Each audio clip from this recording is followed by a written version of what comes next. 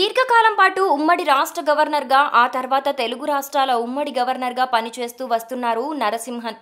అయితే ఆయన తెలంగాణ పట్ల ఉన్నత సానుకూలత ఏపీ విషయంలో చూపారన్న వ్యాఖ్యలు తరచూ వినిపిస్తూ ఉంటాయి. అంతేకాక ఆంధ్రకు చెందిన మంత్రులు, అధికారులు వ్యాఖ్యలతో గవర్నర్ విభేదించిన సందర్భాలు కూడా చాలా ఉన్నాయి. తాజాగా గవర్నర్ నరసింహన్ ఆంధ్ర మానవ వనరుల శాఖ మంత్రి గంటా శ్రీనివాసరావుని వేదికపైనే తప్పుపట్టారు. వైద్య రంగంలో ప్రైవేటు ఆసుపత్రులకు ప్రాధాన్యం ఇవ్వడంతో ప్రభుత్వ ఆసుపత్రులు నిర్వీర్యం అయ్యాయని, విద్యారంగంలో ఆ పరిస్థితి రానియొద్దని తెలుగు రాష్ట్రాల గవర్నర్ ఏయూ కులపతి నరసింహన్ ప్రభుత్వానికి సూచించారు. ప్రభుత్వ విశ్వవిద్యాలయాలు ప్రైవేటు వర్సిటీలతో పోటీ పడాలంటూ మంత్రి గంటా శ్రీనివాసరావు చేసిన వ్యాఖ్యలను ఆయన ఖండించారు. అంతేకాక అలా అనడం నేరమని కూడా వ్యాఖ్యానించారు.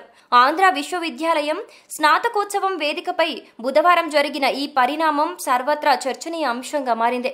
ఆంధ్ర విశ్వవిద్యాలయం 85-86వ ఉమ్మడి స్నాతకోత్సవాన్ని బుధవారం విశాఖపట్నంలో నిర్వహించారు.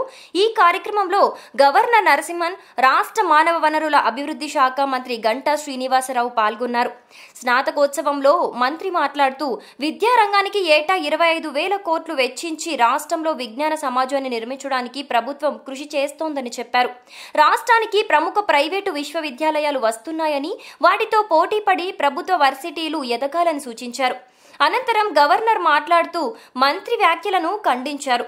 ప్రైవేటు విశ్వవిద్యాలయాలతో ప్రభుత్వ వర్సిటీలు పోటీ పడలేవని పేర్కొన్నారు.